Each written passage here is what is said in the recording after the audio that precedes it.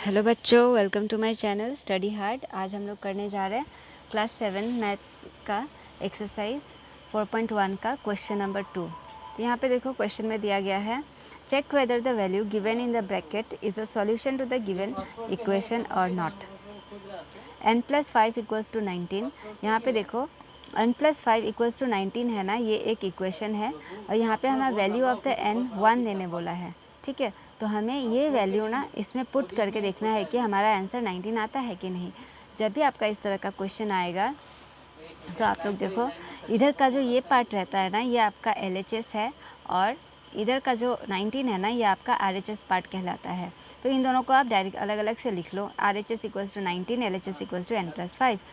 जब हम लोग किसी भी वैल्यू पुट करते हैं, सपोज यहाँ पे n का वैल्यू पुट करेंगे ना यहाँ पे, तो हम लोग यहाँ लिखेंगे substituting the value of n equals to 1, है ना। n का वैल्यू हम लोग क्या डाल रहे हैं यहाँ पे, सब्सटीट्यूट n की जगह क्या डालेंगे हम 1।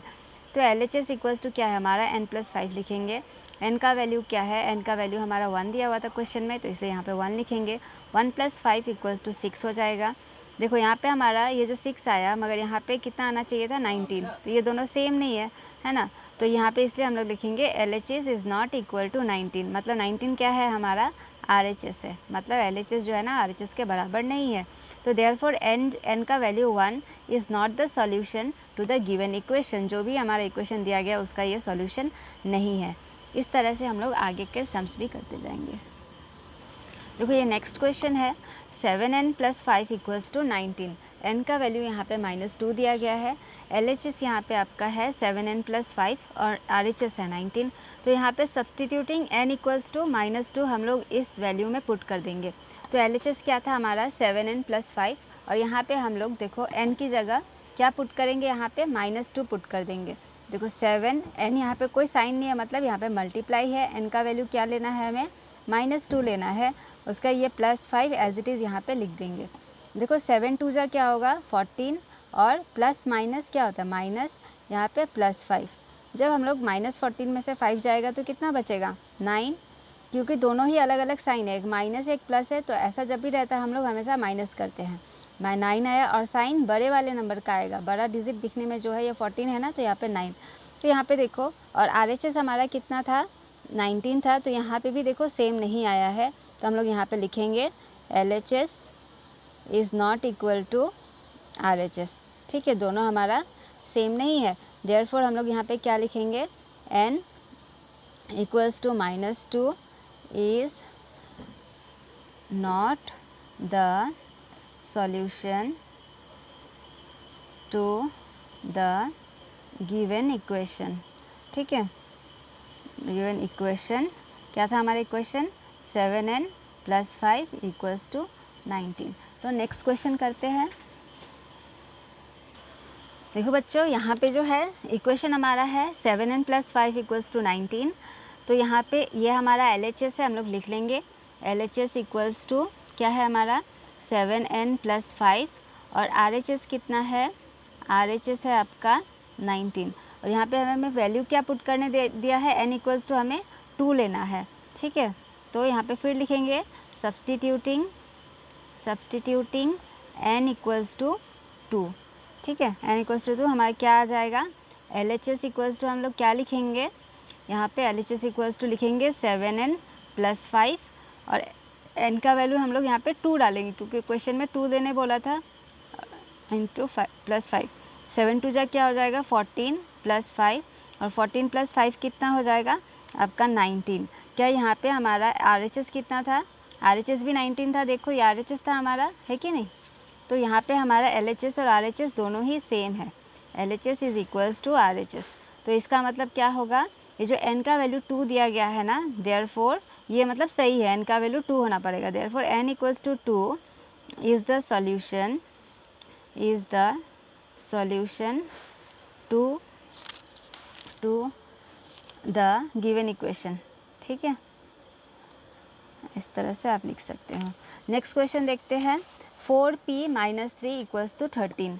ठीक है, 4p यहाँ पे हम लोग सेम एज इट इज़ लिखेंगे, LHS इक्वल्स टू हम लोग लिखेंगे 4p - 3 और RHS कितना है 13 है। फिर सब्सटीट्यूटिंग क्या लिखेंगे यहाँ पे p इक्वल्स टू कितना लेने बोला है 1 है ना, यहाँ पे 1 लिखेंगे।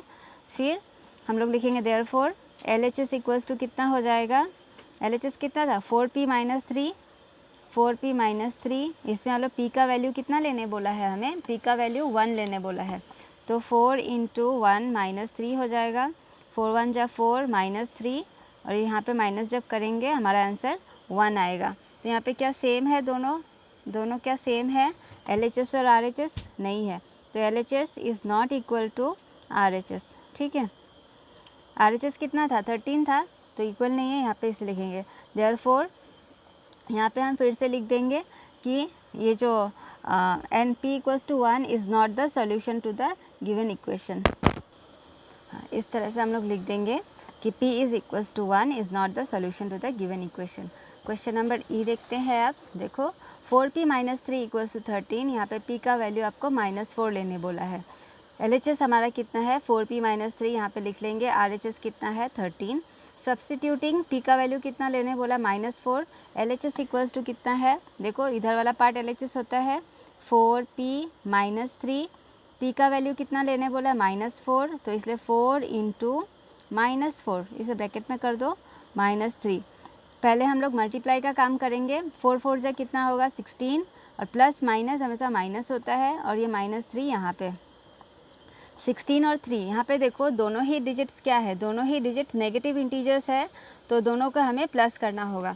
16 और 3 को प्लस करेंगे तो कितना आएगा 16, 17, 18, 19, और यहाँ पे आएगा माइनस। ठीक है, तो क्या ये दोनों सेम है, यहाँ पे LHS राइट हैंड साइड में कितना दिया गया था 13 था, मगर ये तो सेम नहीं है, तो यहाँ पे भी आपका LHS is not equal to RHS। ठीक है, तो यहाँ पे भी सेम आप लिख देना, therefore p equals to -4 is not the solution to the given equation. ठीक है, इस तरह से आप लिख देना। नेक्स्ट क्वेश्चन देखते हैं, क्वेश्चन नंबर F, ये लास्ट है।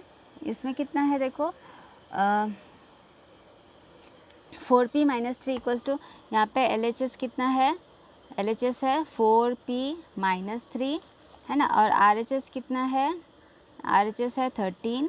हमें वैल्यू p का कितना लेने बोला है, p इक्वल्स टू यहाँ पे सब्सटीट्यूटिंग आप लोग लिख लेना, सब्सटीट्यूटिंग, तो देयरफॉर LHS इक्वल्स टू क्या हो जाएगा, LHS equals to 4p minus 3, p का वैल्यू कितना है 0 लेने बोला, 0 -3, 4 0 जा 0 होगा, 0 -3 कितना होगा -3 ही होगा, और हमारा LHS क्या है, LHS हमारा -3 आ रहा है, मगर यहाँ पे देखो नहीं सॉरी LHS तो ये था, यहाँ पे RHS कितना है 13 है, तो LHS और RHS क्या है, दोनों इक्वल नहीं है, LHS is not equal to RHS।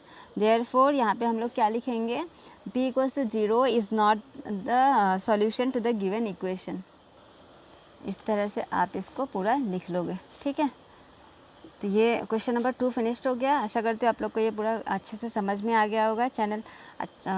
आप लोग मेरे चैनल को सब्सक्राइब कर देना, लाइक करना, कमेंट करना कि आप लोग को समझ में आ रहा है कि नहीं, इसमें और भी क्या बेटरमेंट कर सकते हैं, और किस चैप्टर्स के ऊपर आप लोग को वीडियो चाहिए। Thank you for watching.